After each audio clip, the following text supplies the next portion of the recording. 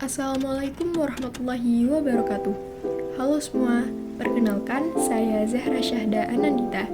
Kali ini kita akan membahas mengenai salah satu materi di dalam mata pelajaran fikih. Sebelumnya, pernah nggak kalian perhatiin kalau akhir-akhir ini banyak banget berita soal pergaulan bebas, fitnah di media sosial, orang mabuk yang bikin onar, pencurian, bahkan sampai perampokan. Semua itu bukan cuma bikin repot korban dan pelaku, tetapi juga bikin masyarakat jadi ngerasa gak nyaman dan gak aman. Ternyata hal-hal seperti ini udah dibahas dalam fikih sejak dulu lewat hukum yang dinamakan hudud. Hudud sendiri itu apa sih? Hudud adalah sanksi pidana dalam Islam yang hukumannya telah ditetapkan secara pasti oleh Allah dalam Al-Quran dan hadis, dan tidak dapat diubah apalagi ditantang. Hudud ini sendiri memiliki tujuan utama, yakni untuk menjaga 5 hal penting dalam hidup manusia, yaitu agama, jiwa, akal, kehormatan, dan harta. Nah, 5 hal ini pas banget nyambung ke materi yang akan kita bahas, yaitu zina, qadhaf, khomer, mencuri, dan penyamunan atau perampokan. Yang pertama, kita akan membahas mengenai zina. Secara bahasa, zina merupakan bentuk masdar dari bahasa Arab yaitu zana yang memiliki arti berbuat jahat. Sedangkan zina sendiri diartikan sebagai perbuatan bersenggama antara perempuan dan laki-laki yang bukan mahramnya tanpa melalui jalur pernikahan yang sah. Allah juga telah melarang dengan jelas perbuatan zina seperti firman-Nya dalam surah Al-Isra ayat 32 yang artinya, "Dan janganlah kamu mendekati zina, karena zina itu sungguh suatu perbuatan yang keji dan suatu jalan yang buruk." Zina sendiri dibagi menjadi 2, yaitu zina muhsan dan zina ghaira muhsan. Zina muhsan adalah zina yang dilakukan oleh orang yang sudah dewasa, berakal, dan pernah menikah secara sah, meskipun sekarang mungkin sudah bercerai atau ditinggal mati. Contohnya, seorang suami sah yang masih memiliki istri, kemudian berzina dengan wanita lain. Sedangkan, zina ghaira muhsan adalah zina yang dilakukan oleh orang yang belum pernah menikah sama sekali, meskipun sudah baligh dan berakal. Contohnya, seorang pemuda yang berzina dengan pacarnya. Hukum dan sanksi. Pada zina muhsan, pelaku akan dihukumi rajam, yaitu dilempari batu sampai mati. Hukuman ini sangat berat karena pelakunya dianggap sudah tahu dan pernah merasakan cara yang halal, namun malah memilih cara yang haram. Sedangkan pada zina ghaira muhsan, pelaku akan dihukumi 100 kali cambuk di depan umum, ditambah dengan pengasingan selama 1 tahun menurut sebagian ulama. Hal ini pun sudah dijelaskan dalam Quran Surah An-Nur ayat 2. Syarat penetapan hudud zina. Meskipun zina adalah dosa besar, hukuman hudud seperti rajam atau cambuk tidak bisa langsung dijatuhkan begitu saja. Harus ada bukti yang jelas supaya tidak terjadi kesalahan hukum. 3 syarat utama, yakni adanya 4 orang saksi laki-laki yang adil, dengan syarat saksi harus laki-laki muslim, baligh, berakal, dan adil, dan bukan termasuk orang yang fasik atau pendusta.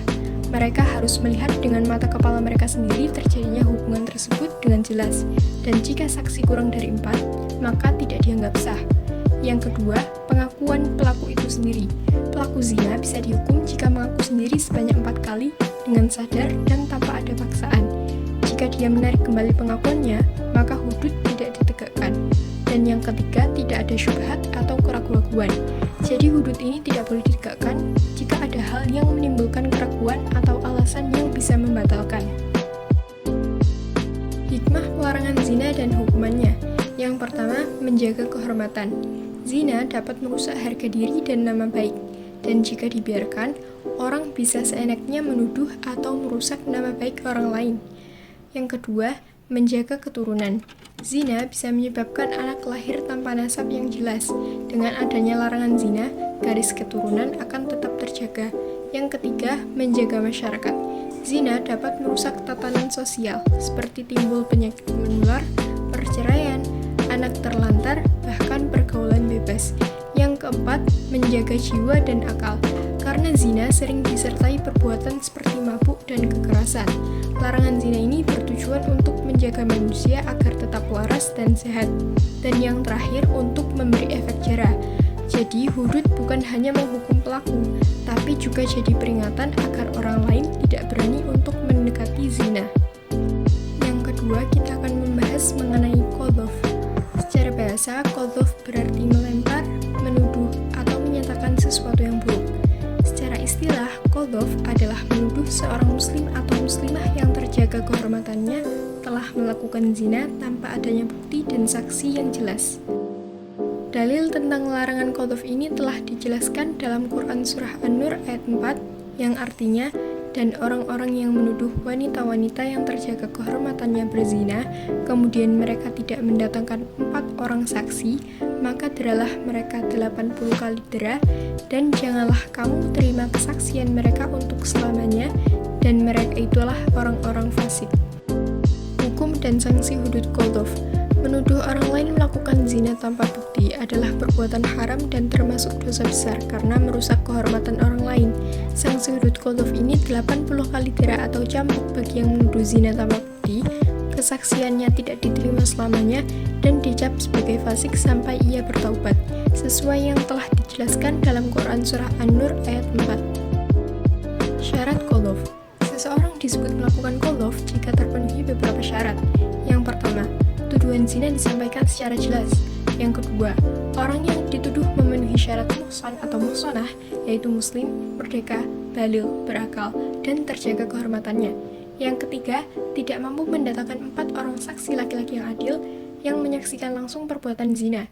Dan yang keempat, tuduhan dilakukan secara sadar dan bukan karena salah ucap atau adanya keterpaksaan. Hikmah ditetapkannya hukum qadhaf, yakni untuk menjaga kehormatan individu, melindungi keluarga dan masyarakat, mencegah fitnah dan kebohongan, menegakkan keadilan, dan mendidik moral dan etika. Selanjutnya kita akan membahas mengenai khamr. Dalam fikih, secara bahasa, khamr berarti sesuatu yang menutup, menghalangi, atau menutupi akal. Sedangkan, secara istilah, khamr sendiri adalah segala minuman yang memabukkan atau menutupi akal, baik itu terbuat dari anggur, kurma, biji-bijian, dan bahan lainnya. Jadi, intinya khamr adalah minuman yang menyebabkan hilangnya kesadaran dari akal seseorang. Dalil tentang larangan khamr telah dijelaskan dalam Quran Surah Al-Baqarah ayat 219 yang artinya, mereka bertanya kepadamu tentang khamr dan judi. Katakanlah, pada keduanya ada dosa besar dan beberapa manfaat bagi manusia, tetapi dosa keduanya lebih besar daripada manfaatnya. Hukum dan sanksi.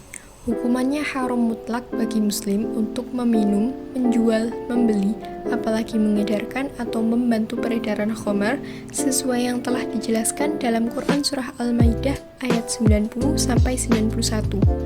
Sanksi hudud khamr yaitu dera atau pukulan bagi yang terbukti meminum khamr dengan jumlah pukulan 40-80 kali menurut mazhab Syafi'i dan Hambali yang dilakukan oleh pengadilan syariah atau otoritas yang sah. Syarat pelaksanaan hudud khamr yakni baligh, berakal, tidak ada keterpaksaan, dan memiliki bukti yang jelas. Misalnya kesaksian minimal 2-4 orang saksi terpercaya atau pengakuan pelaku itu sendiri. Hikmah larangan khamr. Yang pertama, menjaga akal untuk mencegah hilangnya kesadaran dan kemampuan berpikir. Kedua, menjaga kesehatan untuk melindungi organ tubuh dan mencegah penyakit. Dan yang ketiga, menjaga moral untuk mengendalikan diri, mencegah perilaku negatif, dan menjaga harmoni masyarakat. Selanjutnya yakni mencuri atau sariqah. Dalam fikih, sariqah adalah mengambil barang milik orang lain secara sembunyi atau paksa tanpa izin pemiliknya dengan niat untuk menguasai atau merugikan pemilik. Larangan mencuri atau sariqah telah dijelaskan dalam Quran Surah Al-Maidah ayat 38 yang artinya, laki-laki mencuri dan perempuan yang mencuri, potonglah tangan keduanya sebagai balasan atas apa yang mereka kerjakan dan sebagai siksaan dari Allah, dan Allah Maha Perkasa lagi Maha Bijaksana. Hukum dan sanksi. Hukuman wajib diterapkan jika semua syarat pencurian yang dikenai hudud terpenuhi, termasuk hukum Allah yang tetap dan bukan sekedar peraturan manusia. sanksi hudud mencuri, yakni memotong tangan pelaku pencurian yang telah memenuhi kriteria. Hukuman ini bersifat tegas sebagai efek jera untuk mencegah kejahatan di masyarakat. Dan jika syarat tidak terpenuhi, pencuri tetap berdosa, tetapi hukumannya akan diganti dengan takzir atau disesuaikan dengan hakim atau penguasa, misal penjara atau denda. Syarat pencurian yang dikenai hudud. Yang pertama, nilai barang mencapai nisab. Yang kedua, tempat barang disimpan aman. Yang ketiga, dilakukan secara sengaja dan bukan kekeliruan atau keterpaksaan. Yang keempat, pelaku pencuri baligh dan berakal. Dan yang kelima, barang milik orang lain secara sah.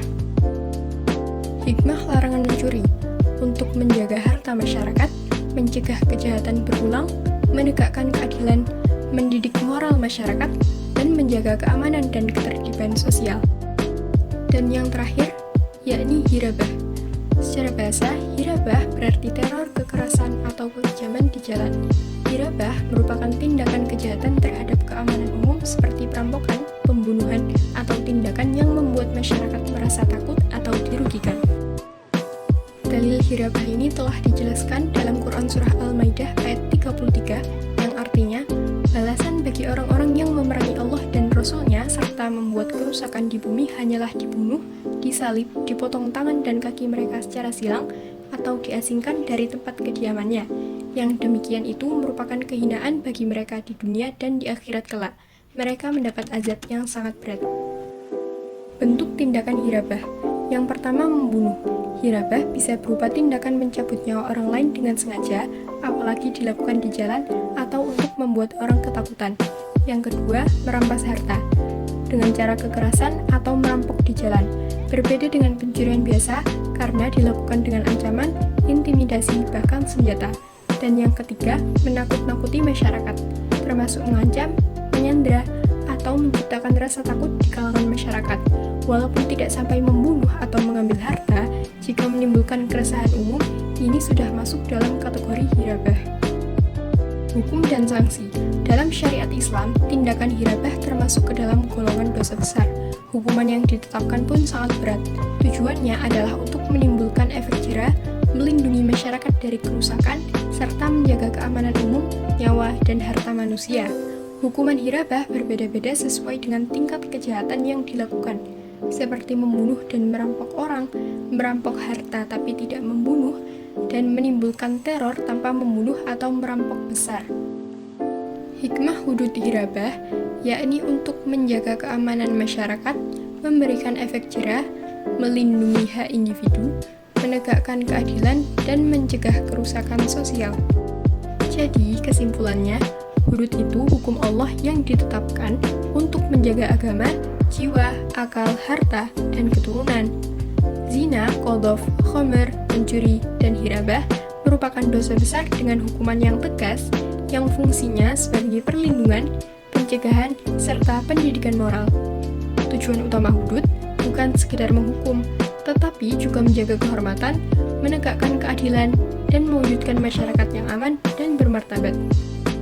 Dan pembahasan materi fikih pada kali ini, kurang lebihnya mohon maaf. Wassalamualaikum warahmatullahi wabarakatuh.